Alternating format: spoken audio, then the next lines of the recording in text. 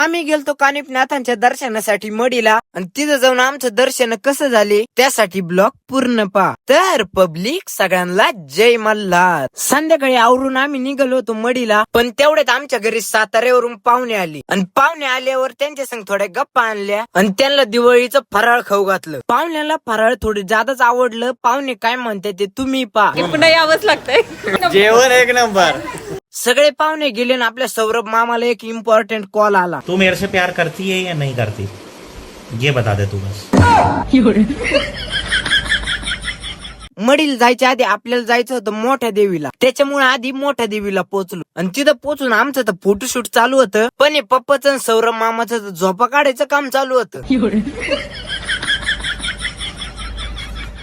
आमचा थोडा टाइमपास चालू होता कारण आम्हाला आरतीसाठी थांबायचं होतं आणि आरतीचा टाइम झाल्यावर आरतीसाठी मंदिरात जाऊन देवीचं दर्शन घेतलं. आमच्या पूर्ण फॅमिलीचं दर्शन झालं आणि डायरेक्ट गाडीत बसून आम्ही मडीला पोहोचलो. आपल्या सगळ्या फॅमिलीला घेतलं आणि डायरेक्ट मंदिरात पोहोचलो आणि मंदिरात कानिफनाथांचं दर्शन घेतलं. आता मी तर दर्शन घेऊच राहिलो, पण तुम्ही दर्शन घ्या. आमचे सगळ्यांचे दर्शन झाल्यावर सगळे मंदिराच्या बाहेर आलो आणि कानिफनाथांच्या मंदिरापासून बडे बाबांचं मंदिर दिसत होतं. मग लगेच आपला मोठा राखीस काढला आणि त्याच्यात बसून डायरेक्ट बडे बाबांच्या मंदिरात पोहोचलो. तिथं काय एवढी गर्दी नव्हती. टपक्यान दर्शन घेतले आणि डायरेक्ट घरी निघालो. मडीला आणि सावरगावला कोण कोण येले ते मला कमेंट मध्ये नक्की सांगा. आणि तुम्हाला आपला ब्लॉग आवडला असेल तर आपल्या ब्लॉगला लाईक करा, आपल्या आयडीला फॉलो करा आणि ब्लॉगला शेअर करा. आपण भेटू पुढच्या ब्लॉग मध्ये. तोपर्यंत सगळ्यांना ओम नमो